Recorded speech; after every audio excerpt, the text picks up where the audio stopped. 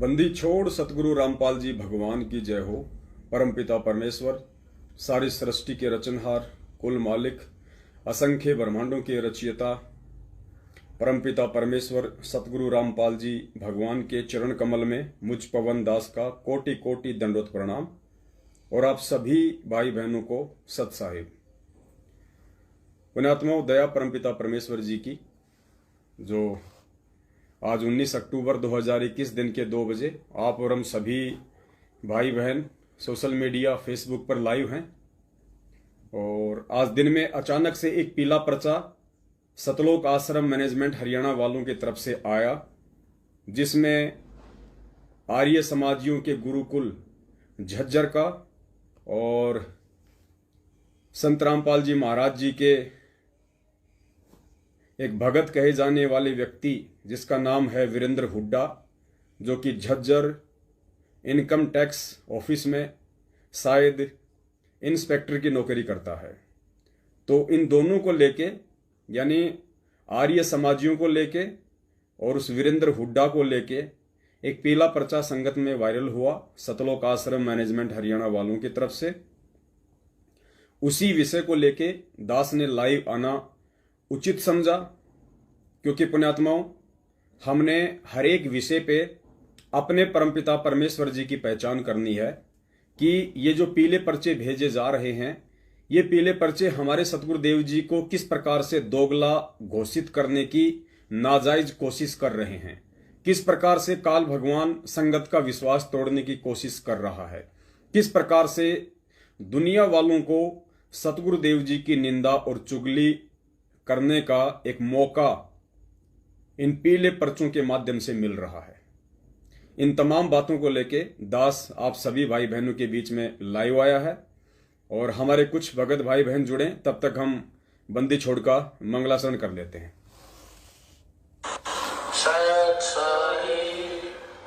बंदी छोड़ कबीर साहिब की जय। बंदी छोड़ गरीबदास जी महाराज की जय। स्वामी रामदेवानंद जी महाराज की जय। बंदी छोड़ सतगुरु रामपाल जी महाराज की जय। सर्व संतों की जय, सर्व भक्तों की जय, धर्मी पुरुषों की जय, श्री काशी धाम की जय, श्री छुड़ानी धाम की जय, श्री करोटा धाम की जय। ग्रीव नमो नमो सतपुर नमस्कार गुरु की नहीं, सुर नर मुनि जन साधवा संतों सर्व सुधी नहीं। सतगुरु साहिब संत सब दंडोतम प्रणामे, आगे पीछे मध्य हुए तिनको जो कुर्बान। निराकार निर्विषम काल जाल भय भंजन, निर्लेपम निज नीरगुण अकल अनुपदे सोन गुण। सोम सुरति समापकम सकल समान अम्बे परवाह था वार पाल नहीं मत तुम ग्रीव जो सुमर सिद्ध होई। गणनायक गणताना करो मुद्रे सोई। पारस पद परवाना आदि गणेश मनाओ।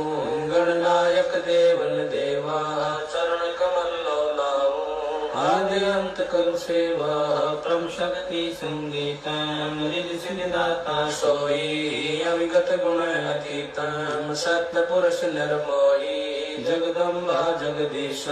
मंगल रूप मुरारी तन मन हरखु शीशम। भक्ति मुक्ति भंडारी सुर नर मुनि जन त्यावे। ब्रह्मा विष्णु महेशा शेष सहस मुख गावे। पूजे आदि गणेशा इंद्र कुबेर सरीखा। वरुण धर्म राय जावे। समर्थ जीवन जी का मन इच्छा कर पावे। 33 कोटि अधारा धाम शेष 88। उतरे भव जल पारा कट है उनकी फांसी। 33 कोटि अधारा धाम शेष 88। उतरे भव जल पारा कट है उनकी फांसी।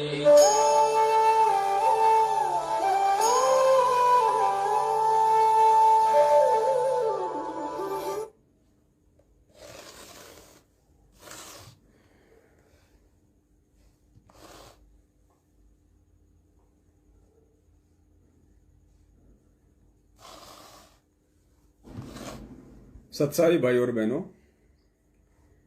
अभी आज दिन में एक छोटा सा पीला पर्चा सतलोक आश्रम मैनेजमेंट हरियाणा वालों की तरफ से आया। दास आपको एक बार पीला पर्चा पढ़ के सुना देता है। ये एक पीला पर्चा है, आज 19 अक्टूबर 2021 को दास के पास में तकरीबन 12 बजे के आसपास आया था। एक बार आप पढ़ लीजिए इसको और पुण्यात्मा हुआ विचार करना उसके बाद में कि किस प्रकार से बेतुकी बातों को लेके, अनर्गल बातों को लेके, जिन बातों का सतगुरुदेव जी की संगत से कोई लेना देना नहीं है, कोई मतलब नहीं है, लेकिन फालतू में अपनी आदत से मजबूर सतलोक आश्रम मैनेजमेंट हरियाणा वाले जब तक दिन में 2-4 पीले पर्चे इधर उधर की बातों के नहीं फेंक देते हैं तब तक इनकी आत्मा को शांति नहीं पहुंचती।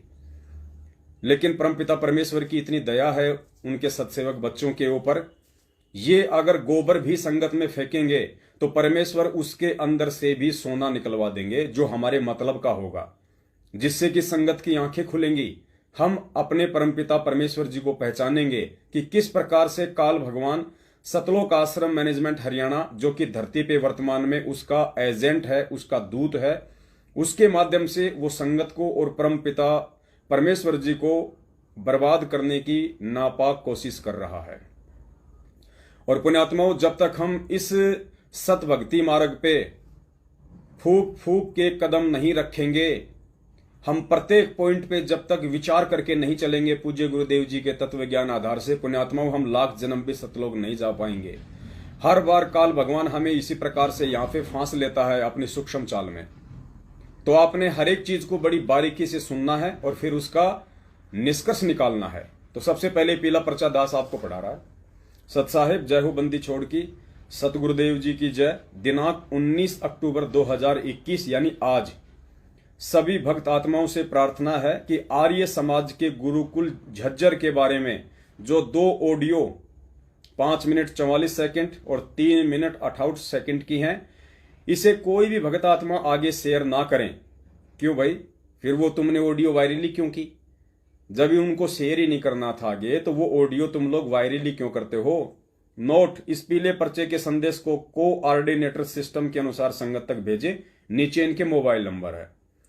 अपने आत्माओं, कौन सी वो ऑडियो है जिस ऑडियो के विषय में आनन फानन में घबराते हुए सतलोक आश्रम मैनेजमेंट हरियाणा वालों को यह पीला पर्चा वायरल करना पड़ा कि उस ऑडियो को कोई भी व्यक्ति आगे वायरल ना करे।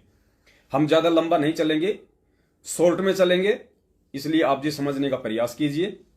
अब आपको दास वो ऑडियो सुना देता है, उस ऑडियो को आप जी ध्यान से सुन लेना। ये ऑडियो किस विषय पे है दास वो थोड़ा सा आपको बता देता है। इस ऑडियो में जो बातें हुई हैं वो ये हैं कि हरियाणा के झज्जर में आर्य समाज का जो गुरुकुल है और उस गुरुकुल के जो भी 3-4 जो मुख्य व्यक्ति हैं, मास्टर सतवीर वगैरह, ज्ञानवीर वगैरह, बलदेव वगैरह, आप सब जानते हैं। तो वो व्यक्ति इनकम टैक्स वगैरह की फाइल के लिए झज्जर इनकम टैक्स ऑफिस में गए और वहां पे उन्होंने जीएसटी के लिए फाइल अप्लाई की। और इस ऑडियो में कहा जा रहा है कि जो काम उन लोगों ने, आर्य समाजियों ने, जो काम 2017 में कर देना चाहिए था जीएसटी का, वो काम उन्होंने 2021 में किया। और जब उसकी जांच पड़ताल हुई तो संत रामपाल जी महाराज जी का एक भगत वीरेंद्र हुड्डा कौन सा? दास आपको बता देता है। ये वही वीरेंद्र हुड्डा है, कस्टम इंस्पेक्टर है, जिसने अभी थोड़े दिन पहले 16 अक्टूबर को हरियाणा के रोहतक में गांव किलोईवास में जो सतसेवकों का साध संगति का एक प्रोग्राम था जो हमारी पुष्पा बहन के घर पे था, ये उसकी भुआ का लड़का है जो वहां पहुंच गया था और उसने दबाव डाल के उस बहन को डरा के धमका के इसी कस्टम इंस्पेक्टर ने, इनकम टैक्स ऑफिसर ने, जो अपने आप को संत रामपाल जी भगवान का शिष्य कहता है, इसी व्यक्ति ने वो प्रोग्राम रुकवाया था। तो झज्जर के इनकम टैक्स ऑफिस में इसकी नौकरी है और गुरुकुल का मामला भी झज्जर का था। तो इसने जांच पड़ताल वगैरह शुरू करवाई। तो मामला सामने आया कि भैया जो काम 2017 में कर देना चाहिए था, ये टैक्स वगैरह का, फाइल वगैरह का, ये तुम 2021 में कर रहे हो। और कुल मिला के जांच में पाया गया कि 1,25,00,000 रुपए की जो आर्य समाज का गुरुकुल है झज्जर का, उन लोगों ने जीएसटी की चोरी की, 1,25,00,000 रुपए की। उसके बाद में आर्य समाजी जो भी थे मेन व्यक्ति गुरुकुल के, वो सभी लोग इकट्ठे होके इनकम टैक्स ऑफिस में जाते हैं। वहां पे हमारे ये बड़े भाई वीरेंद्र हुड्डा जी, इनकम टैक्स ऑफिसर साहब बैठे हुए थे। इनसे बातचीत हुई तो भाई साहब ने उनसे कहा कि जानते हो मैं कौन हूं, तुम मुझे पहचानते हो? उन्होंने कहा जी हम तो नहीं पहचानते, आप कौन हो? उसने कहा कि मैं संत रामपाल जी महाराज का शिष्य हूं। तो बोला, जैसे ही उन्होंने ये नाम सुना तो उन आर्य समाजियों के चेहरे उतर गए कि साहब अब तो यहां पे हमारा काम नहीं बनेगा, और हमको तो साहब ये 1.25 करोड़ रुपए कहीं ना कहीं से इंतजाम करके इनको देने पड़ेंगे, अन्यथा हमारा तो गुरुकुल बंद हो जाएगा। तो उसके बाद उन्होंने कुछ कहा होगा। उसके बाद में इंस्पेक्टर साहब कहते हैं कि देखो तुम्हारे लिए हिसार जेल से क्या आदेश आया है, संत रामपाल जी महाराज का तुम्हारे लिए हिसार जेल से आदेश आया है। और भाई साहब ने फिर उनको आदेश सुनाया। अब ये ऑडियो सुन लीजिए आप एक बार, आपके अच्छे से समझ में आएगा।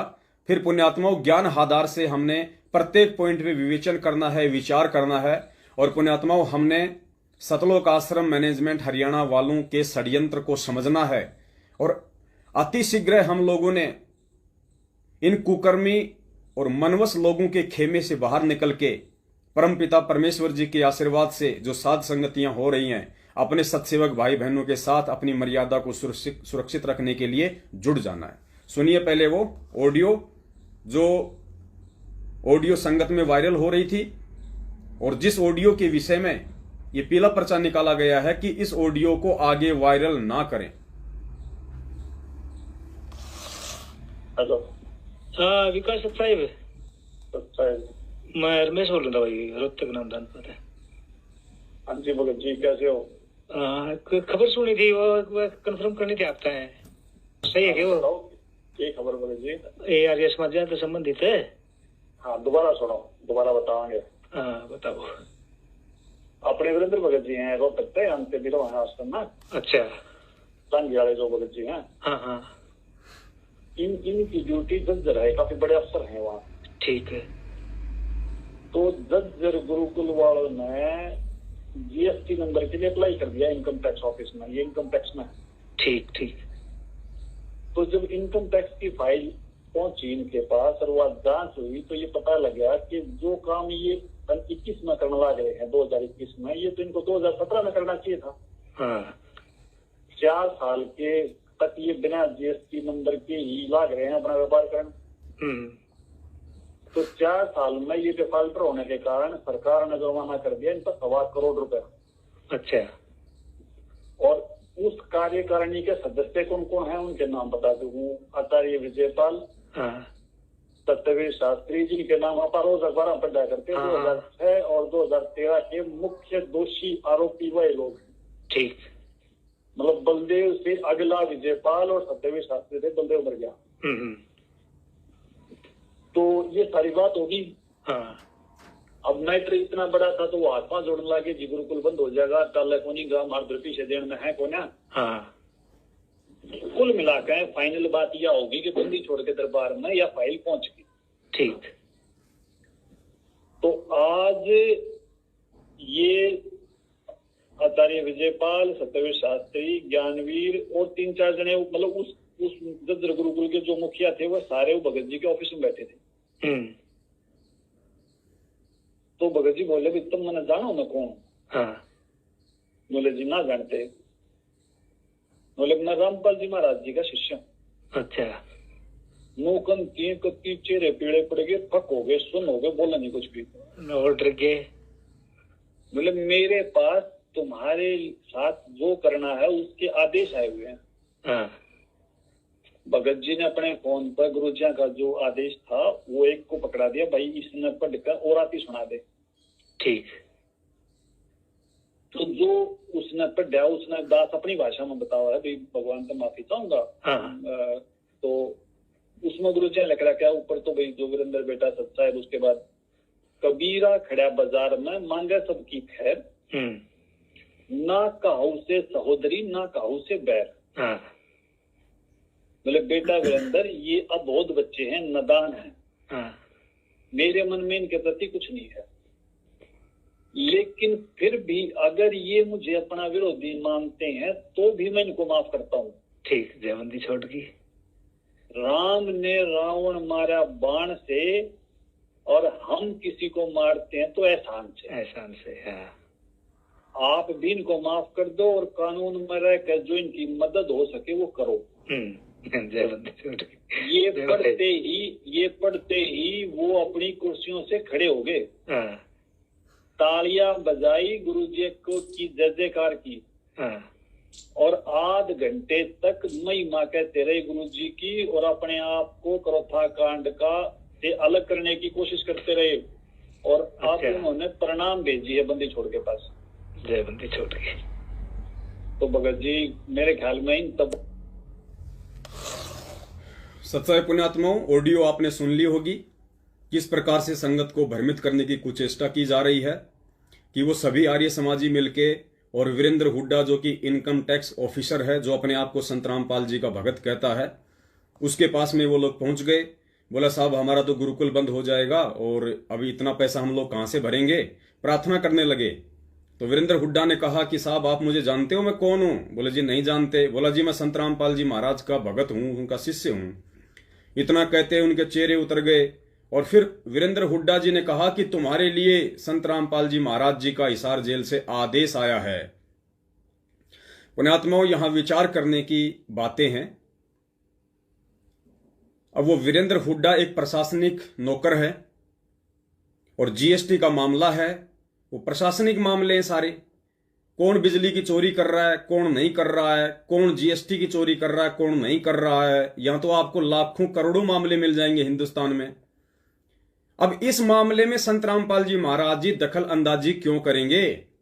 पुण्यात्माओं ये विचार करने की बातें हैं। आप लोगों को किस प्रकार से मूर्ख बनाया जा रहा है। अपने आप को पाक साफ साबित करने के लिए सतलोक आश्रम मैनेजमेंट हरियाणा वालों के द्वारा कि उस करोथा कांड में हमारा कोई रोल नहीं है। उस करोथा कांड में जिनका रोल था आज वो लोग माफी मांग रहे हैं, गुरुजी के पास में उन्होंने अपना प्रणाम भेजा है और स्पेशल गुरुजी का आदेश आया उनके लिए। अरे भाड़ में जाए ही आर्य समाज, भाड़ में जाए झज्जर का गुरुकुल और भाड़ में जाए वो वीरेंद्र हुड्डा। पूज्य गुरुदेव जी को इससे क्या लेना देना? उन्होंने सरकार की चोरी की, जीएसटी की। तो संत रामपाल जी महाराज जी का इसमें क्या रोल है जो उनको माफ कर देंगे? भाई उन्होंने सरकार की चोरी की है, जीएसटी की, इनकम टैक्स की चोरी की है उन्होंने। यहां पे संत रामपाल जी महाराज जी पक्ष और विपक्ष की भूमिका नहीं निभा सकते, क्योंकि खुद उस परमेश्वर की वाणी है कि पक्षा पक्षी के कारण हंसा गया बिगोय। मालिक की वाणी है कि पक्षा पक्षी के कारण, यानी पक्ष और विपक्ष के झंझट में पड़ के पक्षा पक्षी के कारण सब जग रहा भुलान, निष्पक्ष होके हरि भजे वो ही संत सुजान। अब बताइए, वैसे ये कोई आध्यात्मिक मामला है ही नहीं जिसमें कि हमारे पूज्य गुरुदेव जी कोई दखल अंदाजी करें, अपना कोई आदेश पारित करें। ये एक राजकीय मामला है, प्रशासनिक मामला है, जिसमें पूज्य गुरुदेव जी कोई हस्तक्षेप नहीं करेंगे। लेकिन जबरन यहां पे पूज्य गुरुदेव जी को बीच में डाला जा रहा है अपनी महिमा मंडन के लिए और संगत को मूर्ख बनाने के लिए, ताकि संगत उन सभी फर्जी ऑडियो को सही मानती रहे, ये सोच के कि भाई ये वीरेंद्र हुड्डा तो सीधा गुरु जी से मिलता है और इसने तो बिल्कुल हिसार जेल में ऐसी सेटिंग कर रखी है, डायरेक्ट गुरु जी का जब चाहे तब ये फोन करके बात कर ले। और भाई जितनी भी ऑडियो आ रही है सभी ऑडियो सही है। पुण्यात्माओं ये बहुत गहरा असर संगत के दिमाग के ऊपर डाला जा रहा है संगत को मूर्ख बनाने के लिए।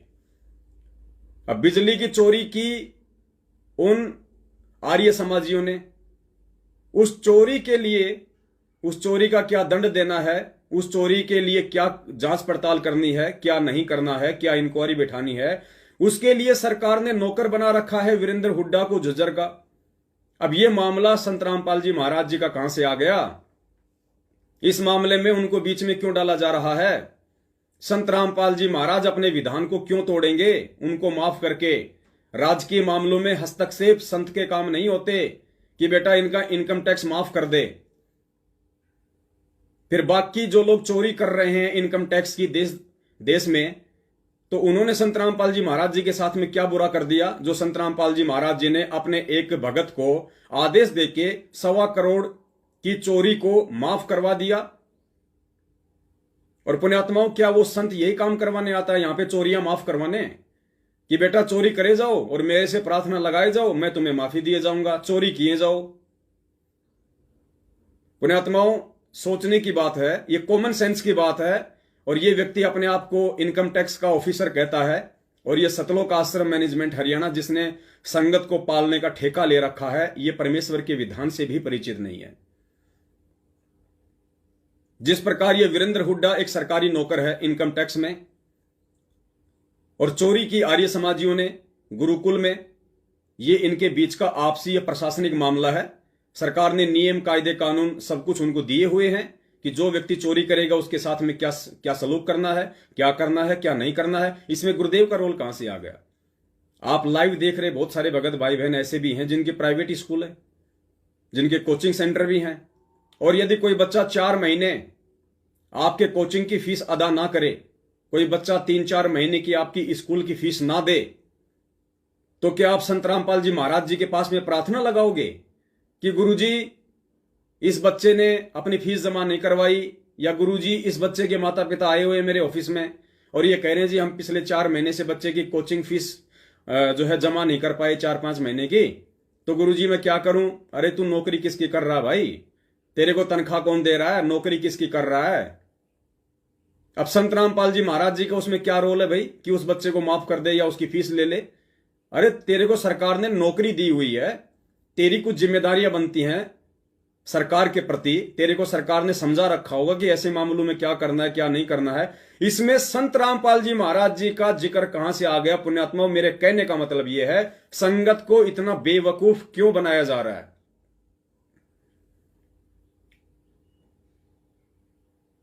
पुण्यात्माओं, यही समझने की सबसे बड़ी बात है। हमारे परमपिता परमेश्वर जब इस पृथ्वी पे आते हैं तो एक नेक नागरिक की भूमिका निभाते हैं। एक नेक नागरिक की, एक आदर्श नागरिक की भूमिका भी वह कबीर परमात्मा स्वयं ही निभाता है। और एक नेक नागरिक कभी भी किसी का पक्ष या विपक्ष नहीं लेता। वो यही कहेगा भैया ये उनके और सरकार के बीच का मामला है, इसमें मैं क्या कर सकता हूं भला? अगर सभी आदमी इस प्रकार से चोरी करने लगे और सभी को यदि माफी मिलने लगी तो बताओ, फिर तो सरकार डूब जाएगी। फिर सरकार विकास के कार्य कहां से करेगी? क्योंकि सरकार के पास जो पैसा होता है वो टैक्स का ही तो होता है। और ये लोग अगर 1-1 करोड़ रुपया टैक्स का चोरी करने लग गए तो सरकार आम जनता के लिए कहां से सुविधा देगी, कहां से विकास के कार्य करेगी? फिर तुम सरकार को दोष दोगे कि सरकार कुछ नहीं कर रही, सरकार विकास नहीं कर रही। तो संत रामपाल जी महाराज जी का आध्यात्मिक दृष्टि से इस प्रशासनिक मामले से कोई लेना देना नहीं है, लेकिन जबरदस्ती इन काल एजेंटों के द्वारा जो अपने आप को भगत घोषित किए बैठे हैं, आगे आपको बताएंगे पुण्यात्माओं ये कितने बड़े भगत हैं या फिर ये कितना बड़ा रिश्वतखोर आदमी है। इसकी औकात, इसका चरित्र आप लोगों के सामने दास रखेगा आज लाइव में, और उसके बाद आप जी विचार करना कि ऐसे काल एजेंटों के हाथों में आप भोली भाली संगत की डोर संभड़ाई हुई है, जो खुद भक्ति के 0% भी आसपास नहीं है, जो खुद इस परमात्मा के विधान से 0% भी परिचित नहीं है। ऐसे मनवस लोगों के हाथों में, ऐसे रिश्वतखोर लोगों के हाथों में आप उस परमेश्वर की संगत की डोर संभला रखी है। तो कहां ये जाएंगे और कहां पीछे पीछे आपको लेके जाएंगे, ये तो आप लोगों के विचार करने की बात है। अब देखिए, परमपिता परमेश्वर जी के मुख कमल से सुनिए कि जब वो परमात्मा यहां आता है तो एक अच्छे भगत की भूमिका करता है। उसके बाद गुरु जी कह रहे हैं कि एक नेक नागरिक की भूमिका भी वो परमात्मा करता है। तो एक नेक नागरिक का पुण्यात्माओं क्या फर्ज बनता है? अगर कोई सरकार के टैक्स की चोरी कर रहा है तो उसको बचाने का फर्ज बनता है, या फिर जैसी उसको सजा मिलनी चाहिए उसके पक्ष में होना चाहिए? अगर परमपिता परमेश्वर ही अगर इनकम टैक्स की चोरी के समर्थन में आ जाएंगे, हमारे गुरुदेव यदि इनकम टैक्स की चोरी करने वालों के पक्ष में आ जाएंगे और उनको माफ करने लग जाएंगे, और आध्यात्मिक दृष्टि से हटके यदि प्रशासनिक मामलों में वो समय आए बिना, इस पॉइंट को ध्यान रखना पुण्यात्माओं, वो समय आए बिना काल भगवान के एग्रीमेंट अनुसार यदि प्रशासनिक मामलों में दखल अंदाजी करने लग जाएंगे, तो पुण्यात्माओं खुद उस परमपिता परमेश्वर का विधान टूटता है। पहले सुन लीजिए कि वो परमपिता परमेश्वर नेक नागरिक की भूमिका करता है या नहीं करता है। अब वो परमात्मा है जिसने आकर खुद यहाँ पर सत्संग किया और सच्चा ज्ञान दिया, वही सतगुरु है, और वही आकर के यहाँ एक सच्चे भगत की भूमिका करते हैं, एक नेक नागरिक का अभिनय भी वही करते हैं। नेक नागरिक अपना करके खाओ, जैसे रखे भगवान यूं रहो, ज्यादा इस दौड़ धूप माया की संग्रह करने में अपना जीवन मत नसाओ, नाश ना करो। ये एग्जाम्पल दिया दाता ने, और जो ये भी उन्होंने प्रमाणित कर दिया कि जो सच्ची लगन से मुझे भजता है, संसार की दृष्टि में बेशक निर्धन दिखा है, पर भगवान की दृष्टि में सबसे धनवान है। परमेश्वर जी कह रहे हैं कि खुद वो बंदी छोड़ 650 साल पहले आए, एक जुलाई की भूमिका अदा की, और जुलाई की भूमिका में परमात्मा ने हमें ये दिखाया कि भैया एक नेक नागरिक, नेक व्यक्ति रह के अपना जीवन यापन करो, माया के पीछे ज्यादा मत भगो, ज्यादा पैसों के पीछे मत भगो, अपना सिंपल तरीके से रहो और जियो। ये एक भूमिका उस परमात्मा ने हमें आकर यहां पे पेश की, एक एग्जाम्पल देके। तो पुण्यात्माओं समझ में आपके आ गया होगा कि किस प्रकार से संगत को मूर्ख बनाया जा रहा है, इस प्रकार के पीले पर्चे वगैरह भेज के। और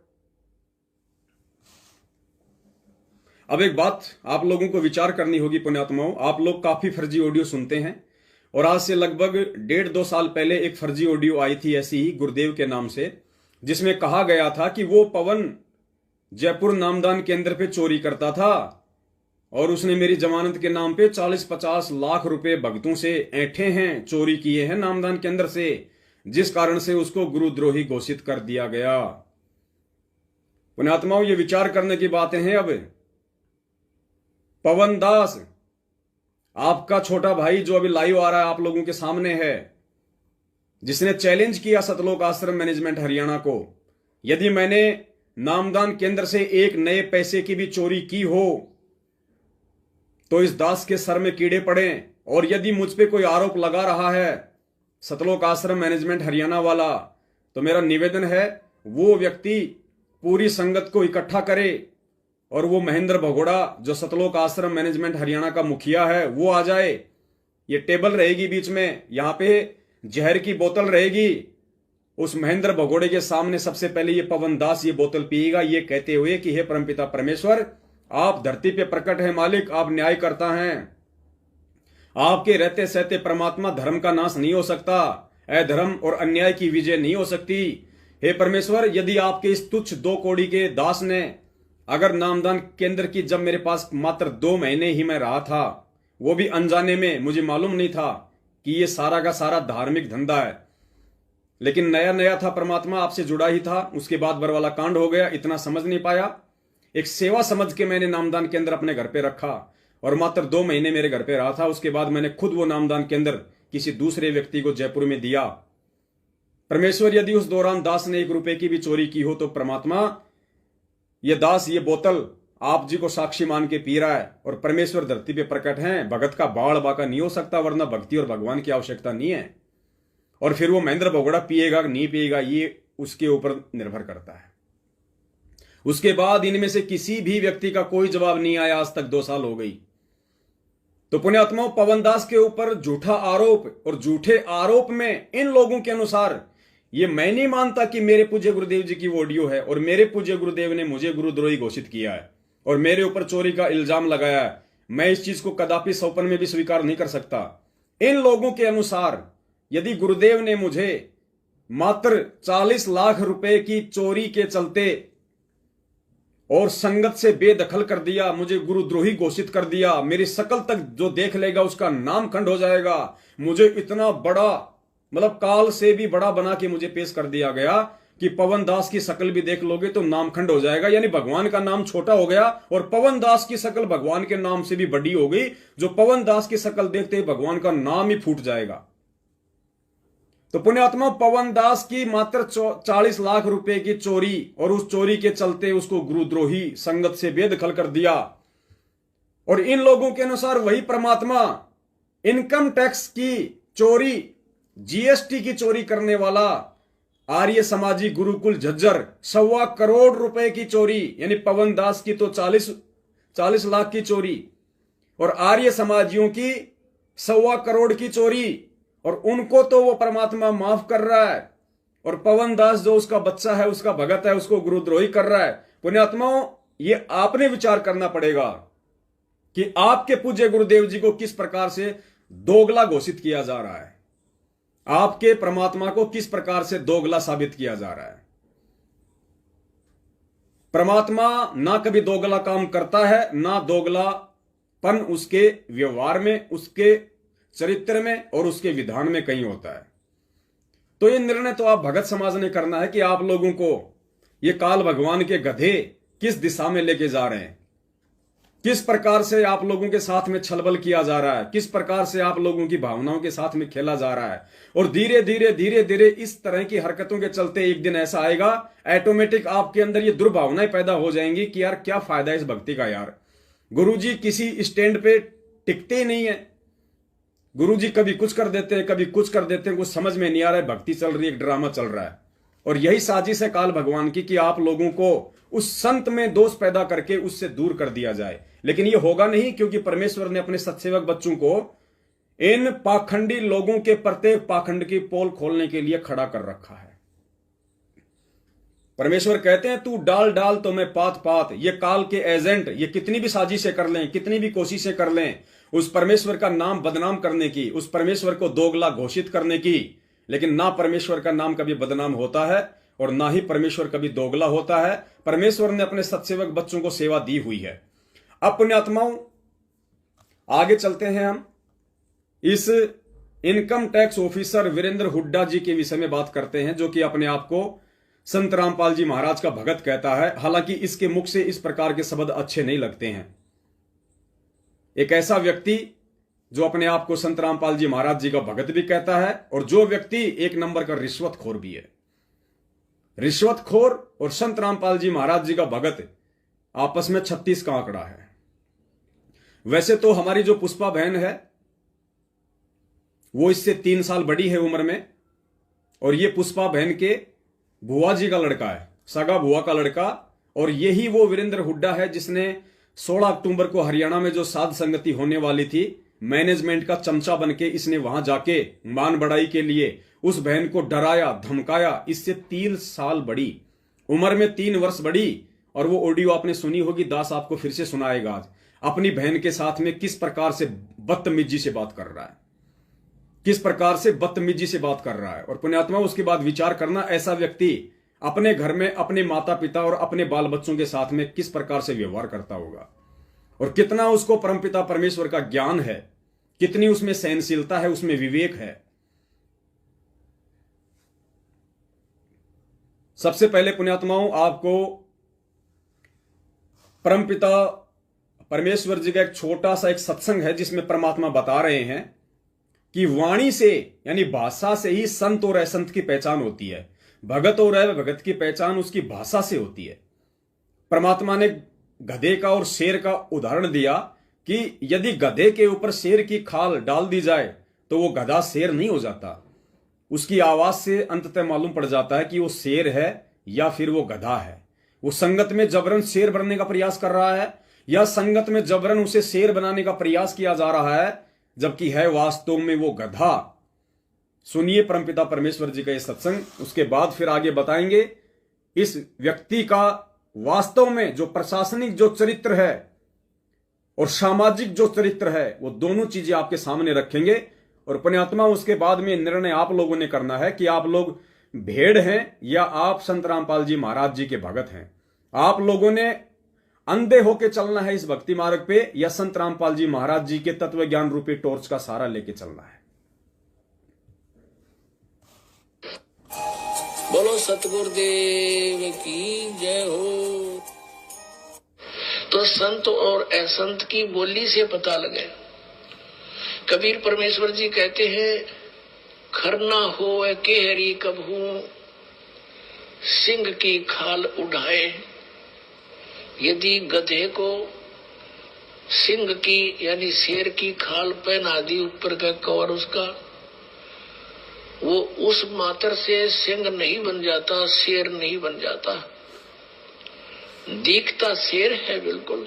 एक समय एक कुमार ने कुबज सूझगी, उसने कितने कोई शेर की खाल पागी पड़ी हुई, शेर मेरा पा गया, उसने वो खाल खोल तार तोड़ लिया उसकी कितने तो काट पीट के, और उसने अपने गधे पर डाल दी, पूरी फट कर दी, और उसको रात के समय खेतों में छोड़ दिए। वो जाके किसानों की फसल खावे, रखवाले देखे चांद की चांदनी में निकट जावे, क्या बढ़ गया क्या आ गया, देखे वहां पर शेर खड़ा फसल खा रहा, शेर सिंह, तो वो भाग लिए पूरी तरह, गांव में आकर रुक गए, मर गए, शेर आ रहा, शेर आ गया। ठीक इसी प्रकार से पुण्यात्माओं, ये कुछ ऐसे लोग हैं जो अपने आप को संत रामपाल जी का भगत कहते हैं। असल में ये लोग उस गधे की श्रेणी में हैं, और इनके ऊपर सतलोक आश्रम मैनेजमेंट हरियाणा ने, उस कुमार ने जबरन इनके पद को लेके, इनकी पोस्ट को लेके, इनके झूठे दबदबे को लेके संगत के अंदर एक माहौल बनाया जा रहा है, और इनको जबरन शेर घोषित किया जा रहा है। यानी गधे के ऊपर जबरन शेर की खाल उड़ाई जा रही है, संगत को गुमराह करने के लिए, संगत को डराने के लिए, धमकाने के लिए। अब रखवालों ने उधर जाना भी छोड़ दिया कि रात में शेर आवे और फसल खावे, काफी चर्चा का विषय बन गया। एक दूसरे कुमार को पता चला कि भाई शेर फसल तो खा नहीं सकता, देखते हैं कोई गधे पर खाल न डाल रखी हो किसी ने। उसने सोचा कि भी चल पहचान करते हैं, गांव वालों से कहा भी चलो आज शेर पकड़ते हैं। वो कहने लगे नहीं भाई नहीं, उधर नहीं जाना। वो कहने लगा भी चलो तुम मेरे साथ चलो, वृक्षों पर बैठ जाना ऊंचे चढ़कर। वो 2-4 गधे ले गया अपने, और जहां वो शेर आता था उसी के आसपास वो गधे छोड़ दिए, और वो बैठ के ऊपर वृक्षों पर।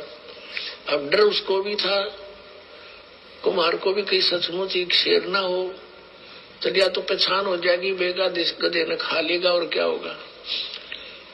तो थोड़ी देर के बाद उन गधों ने अपनी बोली बोली, हू करने लगे।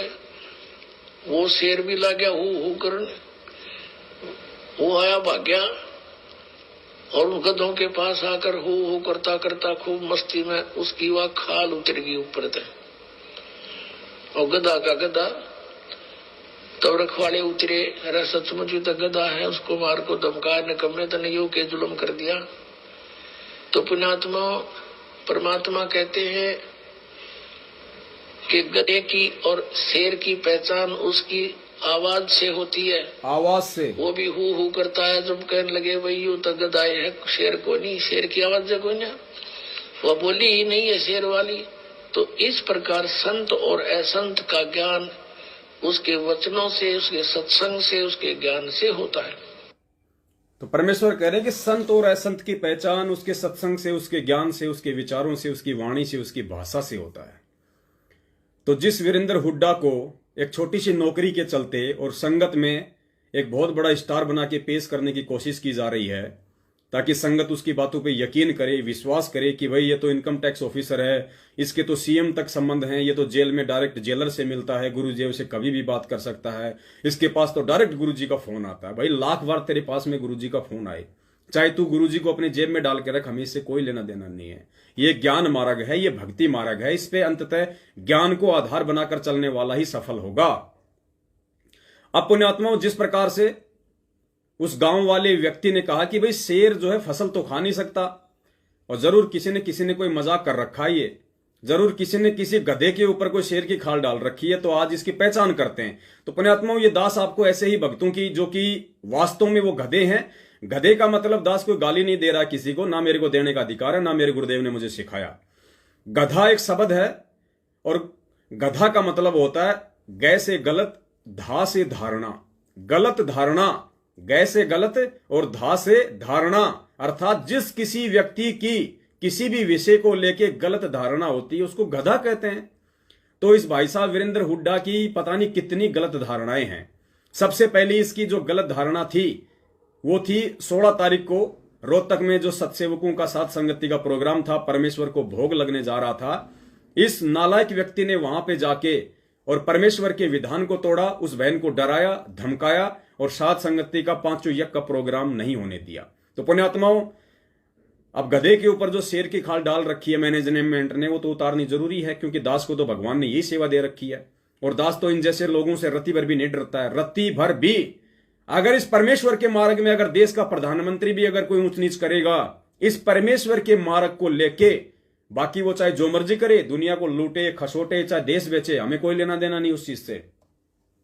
हम आध्यात्मिक व्यक्ति हैं, सच को सच कहने वाले व्यक्ति हैं।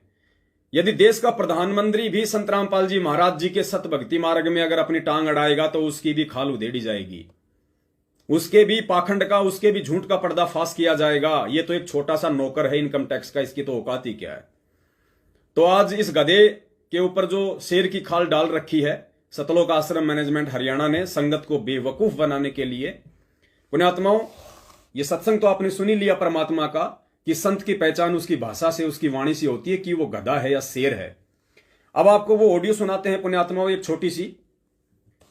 जब ये 16 तारीख को रोहतक में गया था सात संगति का प्रोग्राम रुकवाने के लिए, और अपनी ही ममेरी बहन को, अपने ही मामा जी की लड़की को, पुष्पा हुड्डा को, जो कि उम्र में इससे 3 साल बड़ी है, उस बहन के साथ में इस व्यक्ति का किस प्रकार का व्यवहार था। जगत से भी गया गुजरा।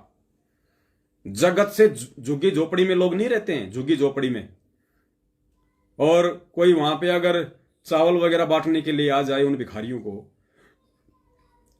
और अगर 2-4 व्यक्ति लास्ट में आए और उनको चावल नहीं मिलते हैं, तो दूसरे अपने झुग्गी झोपड़ी वालियों के साथ में वो किस प्रकार से लड़ाई झगड़ा करते हैं। वो चरित्र है इस आदमी का सामाजिक और आध्यात्मिक स्तर पे। सुन लीजिए पहले वो ऑडियो। ये रोहतक गया वहां पे प्रोग्राम रुकवाने के लिए।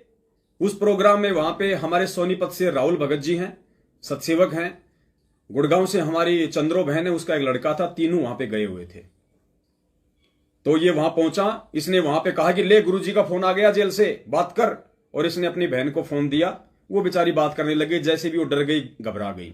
जैसे ही वो फोन कटा, और फोन कटने के बाद फिर पुण्यात्माओं आप इसकी वाणी सुनना, एक इनकम टैक्स ऑफिसर की, एक कस्टम इंस्पेक्टर की, संत रामपाल जी महाराज जी के भगत की, गधे के शरीर पे मतलब शेर बन के बैठे हुए व्यक्ति की। उसके बाद आप खुद निर्णय कर लेना कि ये आपका भगत भाई कहलाने के लायक भी है या नहीं है, ये संत रामपाल जी महाराज जी का भगत कहलाने के लायक भी है या नहीं है। और आपने ऐसे लोगों को देख के भक्ति मार्ग पे चल के काल भगवान के नरक में जाना है या क्या करना है, ये डिसीजन तो आप लोगों ने करना है।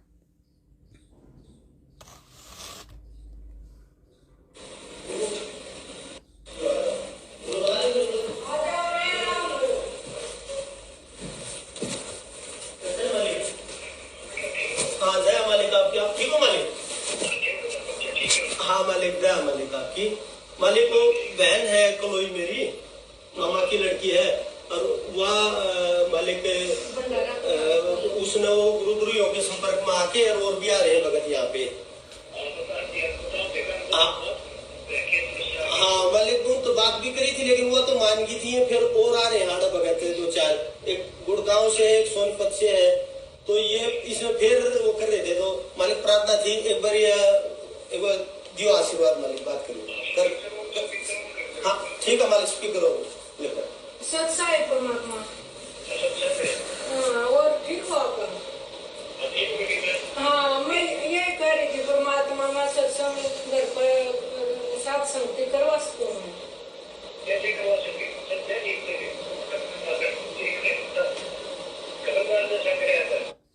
अपने आत्मा उधर से जो फर्जी ऑडियो आती है उसमें आदेश आ रहा है कि साथ संगति तू कैसे करवा सकती है, ऐसे कैसे साथ संगति करवा सकती है। अपने आत्मा विचार करना, जब 1.25 करोड़ की जीएसटी चोरी माफी हो सकती है तो सत्सेवकों के द्वारा साथ संगति करवाने में क्या दिक्कत आ रही है। इस प्रकार से आप लोगों को फर्जी ऑडियो के माध्यम से बेवकूफ बनाया जा रहा है।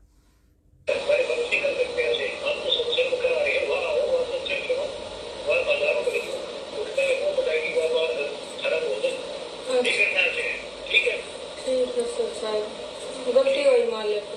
अच्छा जी, परमात्मा क्षमा करना। मेरे को पता नहीं था सत्संग में हूँ, मान गई मैं।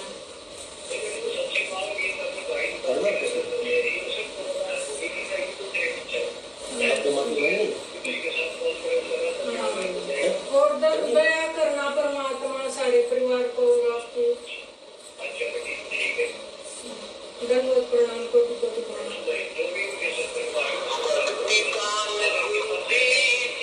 जी मालिक।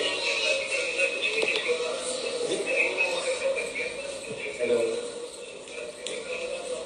बस मालिक जी, इसके पास ये है 2-4 भगत आकर है, इसको फिर दोबारा से भगत करते हैं। मालिक आपने दया कर दी मालिक। अब आगे सुनना पुण्यात्माओं, इस Virendra Hooda income tax officer की वाणी, इसके शब्द और निर्णय आपने करना है कि यह भगत की श्रेणी में है या जगत से भी गए गुजरे व्यक्ति की श्रेणी में है। ध्यान से सुनना। अब जिस प्रकार से उस व्यक्ति ने गांव वालों को उस गधे की पहचान करवाई थी ना, जो बेचारे डरे हुए थे, फालतू में अपने खेतों में नहीं जा रहे थे कि नहीं भाई रात को शेर आता है और फसल खा जाता है, तो पहचान करवाने वाले ने सोचा यार गधा तो फसल खाता नहीं, जरूर किसी ने किसी गधे के ऊपर किसी ने कुमार ने शेर की खाल डाल रखी है। तो अब दास आपको ऐसे ही उस व्यक्ति की पहचान करवा रहा है जो कि गधे के ऊपर शेर की खाल डाली जा रही है। उसका जो पद है, उसकी जो पोस्ट है, उसका भय संगत को दिखाया जा रहा है, ताकि लोग, क्योंकि संगत तो मूर्ख है, मैनेजमेंट को पता है कि संगत मूर्ख है और संगत इस तरह के लोगों को देख के ज्यादा हमारे नजदीक आएगी, मूर्ख बनी रहेगी। लेकिन भैया खाल तो उतर के रहेगी और जो परमेश्वर के जो अच्छे बच्चे होंगे वो समझ जाएंगे। तो अब सुनना पुण्यात्माओं, इस व्यक्ति की वाणी, किस प्रकार से ये व्यक्ति अपनी ही संगत वाले भाई बहनों के साथ में कैसा व्यवहार कर रहा है, किस प्रकार से उनको डांट रहा है, किस प्रकार से फटका रहा है। एक भगत के लक्षण तो छोड़िए, आम व्यक्ति के लक्षण भी नहीं है इसके अंदर। जो हमारी चंद्रो बहन और राहुल भगत जी वहां पे साध संगति के लिए गए हुए थे, किस प्रकार से उनको धमका रहा है, तोड़े निकल जाओ तोड़े, सुनो नहीं, निकल जाओ तोड़े तोड़े। मतलब दास बोल रहा तो दास के भी दिमाग सुन हो रहा है। कभी मैंने इतना बोला नहीं नाम दीक्षा लेने के बाद में, आप लोगों को समझाने के लिए बोल रहा हूं। अभी भी 10 मिनट मेरे सिर में दर्द रहेगा। इस भाई साहब को सुनिए, इनकम टैक्स ऑफिसर को, जो अपने आप को संत रामपाल जी का भगत कहता है।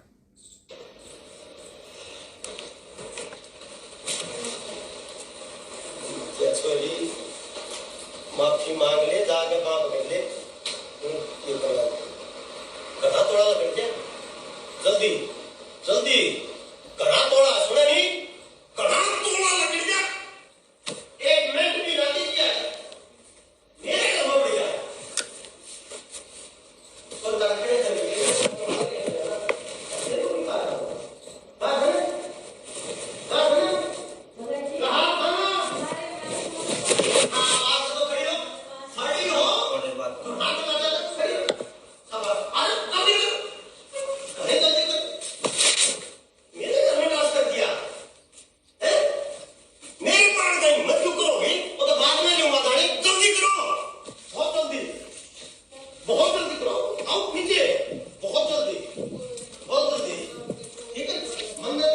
बहुत जल्दी करो। जैसे किसी के दस्त हो जाते हैं, बाथरूम में कोई दूसरा आदमी घुस रहा हो और उसको वो कहता है कि जल्दी कर, बहुत जल्दी कर, नहीं तो पेंट में आ जाएगा, जल्दी कर। पुण्यात्माओं, ये चरित्र है इन लोगों का। आप लोगों के सामने परमपिता परमेश्वर जी के आशीर्वाद से दास ने रख दिया, क्योंकि दास की सेवा ये है। और इसके बदले पुण्यात्माओं, दास को जो भी कीमत चुकानी पड़ेगी दास चुकाएगा।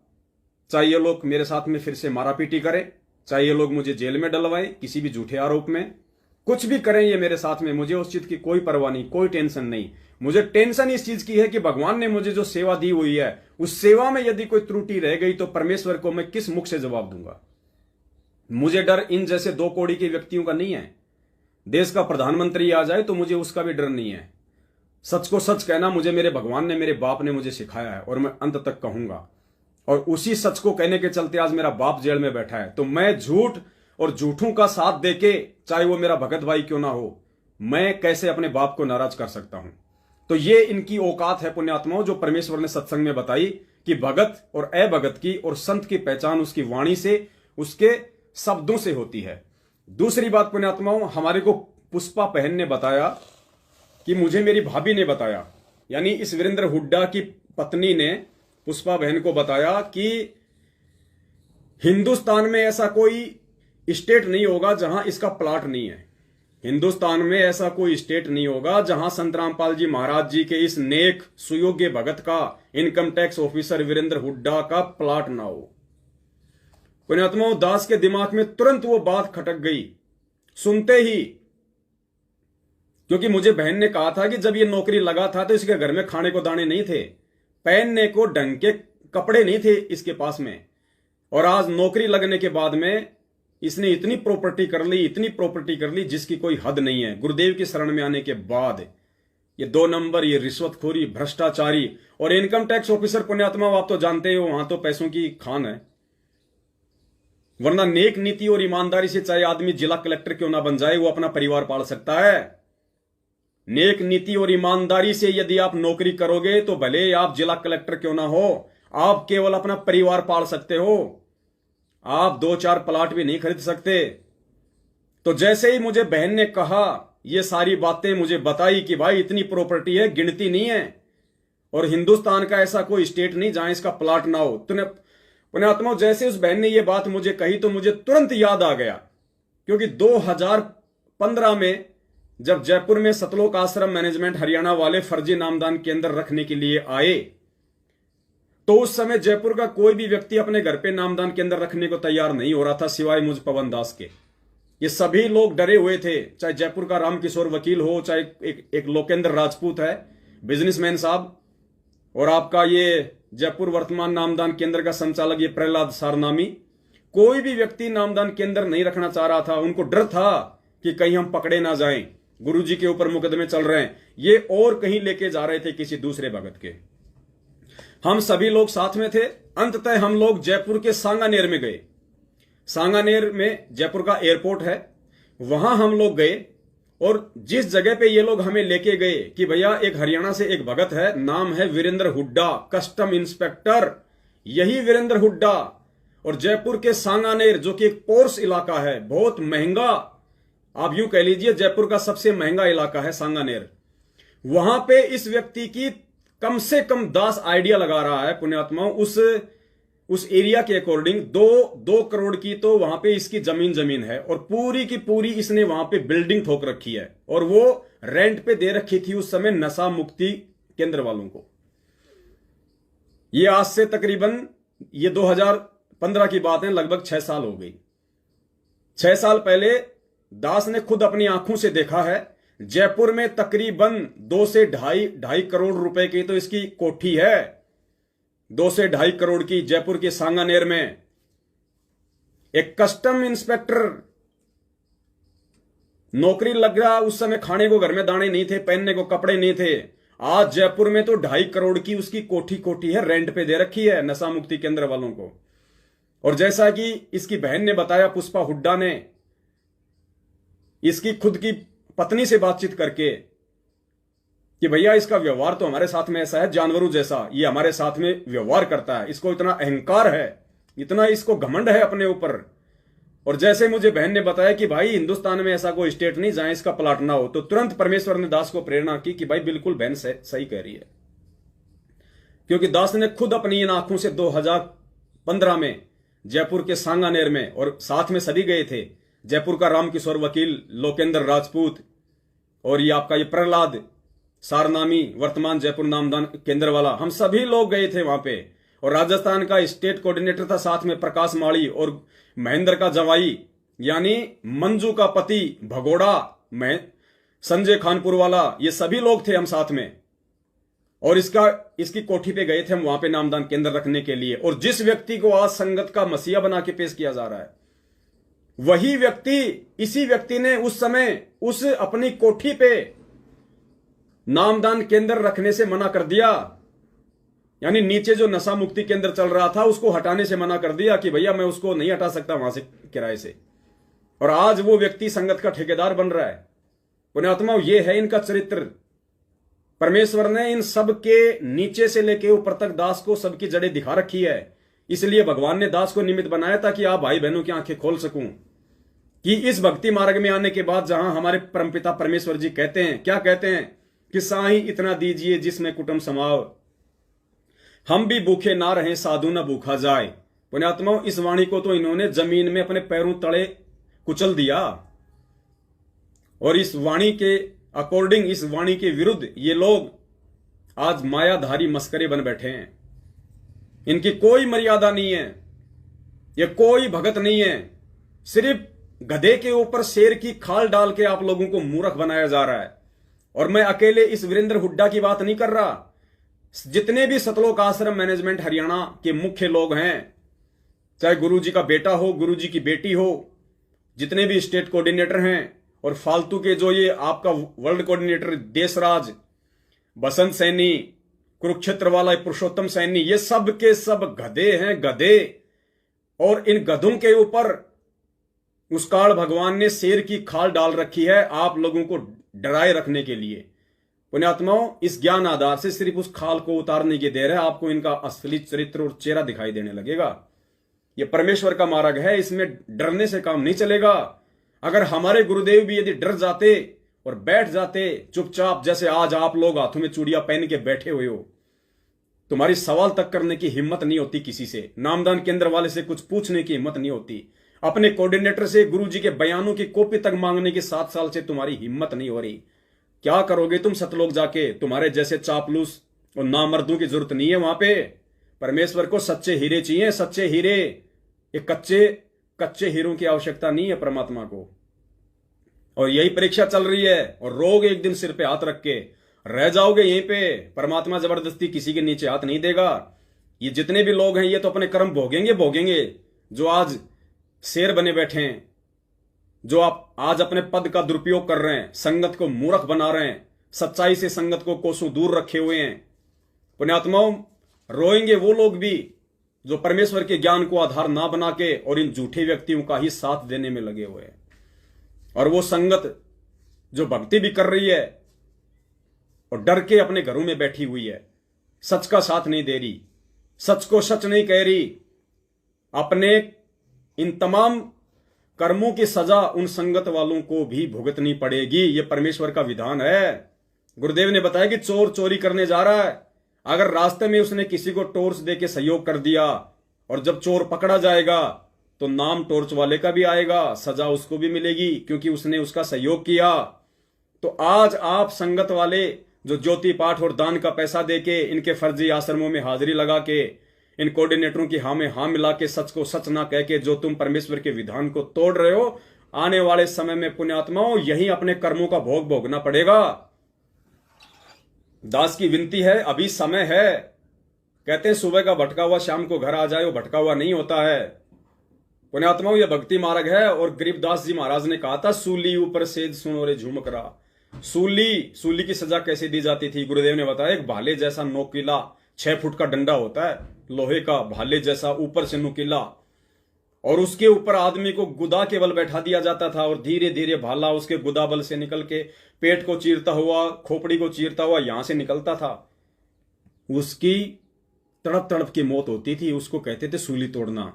तो गरीबदास जी महाराज जी ने कहा कि यह भक्ति जो व्यक्ति जो करेगा उसके लिए यह भक्ति करना सूली के ऊपर सेज के समान है। सूली के ऊपर सोना, सूली ऊपर सोना मतलब अगर जरा सी भी मर्यादा में त्रुटि हो गई, जरा सा भी तुमने परमेश्वर के वचन को भंग कर दिया, परमेश्वर के विधान को तोड़ दिया, तो काल भगवान का भाला तुम्हारी गुदा में प्रवेश करेगा। और पुण्यात्माओं, 90% संगत को ये लोग मर्यादाओं से दूर कर चुके हैं। काल का भाला इनकी गुदा में घुसना ही घुसना है, इसमें कोई दो राय नहीं है। लेकिन ऑप्शन है इस भक्ति मार्ग में। परमेश्वर दयालु हैं। यदि सुबह का भटका हुआ शाम को घर आ जाए तो परमेश्वर दया करते हैं, मालिक दयालु हैं। दास गरीब दयालु हैं, डिगे बंधावे धीर। अभी भी यदि आपकी समझ में आ रही हों ये तमाम बातें और इस तरह के फालतू के ये मैसेज वगैरह बना बना के ऑडियो वगैरह वायरल कर करके आप खुद विचार करना इस पीले पर्चे का और इस 3 मिनट की ऑडियो का हम संगत वालों से क्या लेना देना था। भाड़ में जाए हरियाणा के आर्य समाजियों का गुरुकुल, भाड़ में जाए वो इनकम टैक्स का नौकर वीरेंद्र। हाँ, संगत वालों को इससे क्या लेना देना और क्या हमारे परमपिता परमेश्वर को लेना देना जो बीच में टांग अड़ाएंगे कि उनका 1.25 करोड़ का वो अपने वो कानून में रह के उनका मतलब माफी कर। पुण्यात्माओं, इन तमाम चीजों पे आपको विचार करना पड़ेगा, वरना ठीक है गुरुदेव कहते हैं बच्चा जैसी तूने भक्ति की है वैसा तो मैं दूंगा, ये मेरा विधान है कि धर्म तो दसके नहीं दसके तीनों लोक, लेकिन उसके बाद क्या दुर्गतियां होंगी गुरुदेव ने बताया कि ये भी तुम अच्छे से सोच लेना मेरे सत्संग सुन के। तो पुण्यात्माओं, बस ये छोटी सी जानकारी थी, दो आप सभी भगत भाई बहनों तक परमपिता परमेश्वर सतगुरु रामपाल जी भगवान के आशीर्वाद से दास ने देना उचित समझा।